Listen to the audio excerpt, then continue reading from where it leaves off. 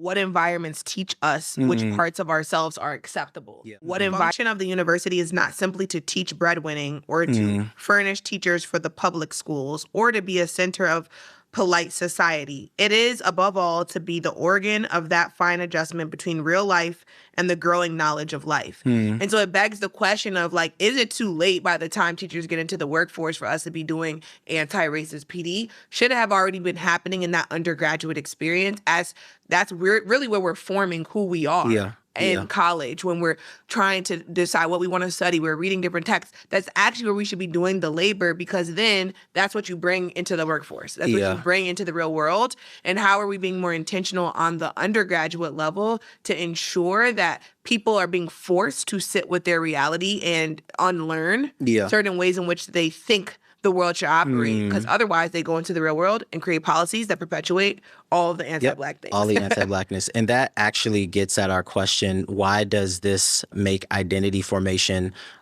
integral? So we're thinking about this idea of double consciousness. Why does this make identity formation integral during the K through college experience and preparation for life?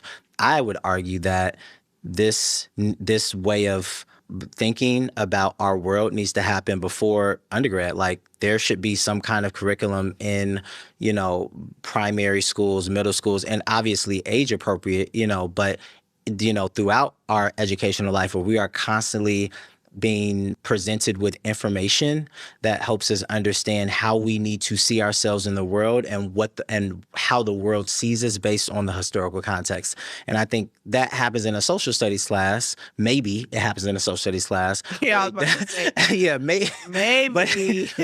But it actually should be integral to the curriculum, because to all parts of the curriculum, K through, college, because it impacts all parts of the educational experience. If I'm a teacher or a staff member, in the building that is presenting, any kind of languaging or actions that are inherently anti-Black, then I need to have some support within the school system to interrogate that. And the students are also internalizing, anti-Black ways of thinking and being, and we need to support them in interrogating that. And so I think there is a opportunity and a conversation to explore this idea of, like, this being part of the continuum of, like, K through college education. Yeah, for sure. I think it's yes, and I feel like, we don't want to get too much into politics, but I feel like, to my point that I was making earlier about the goalposts moving, I always ask myself the question of, like,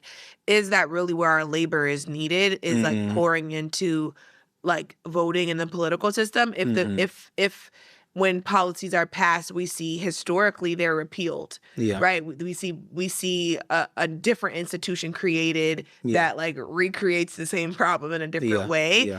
So is it actually more advantageous for us to pour into it, like, Black-owned institutions? Is it more advantageous for us to pour into Black political structures? Like, because we want to think about, like, if I don't see you as valuable, I am not invested in your survival, period. Yes. So whatever way in which I mask it, whatever politicians that run around and try and say what they're doing for Black folk when it's time for the election, right? Like, it's the truth. Like, that's what happens. And so I think it's, like, really important for us as a people to actually have a different framing than I think Du Bois had, and, like, not convincing anyone external to our communities about whatever, convincing each other that we're worth pouring into, because I think that there's a lot of divisiveness in our communities as a result of us not believing in each other. Right? Like, if I don't believe in myself, of course I don't believe in you. Right? And so how are we building the belief? How are we unlearning tropes that we think about each other within our communities? I think about, like, both of my parents are Black immigrants from the Caribbean, but are very anti-Black American. And that's rooted in whatever socialization they've had or the things they've heard and seen about Black Americans prior to coming here. And I remember my mom would always, like, mock Black American vernacular, like Ebonics. And I was like, girl, you speak patois. Like, that's the same thing.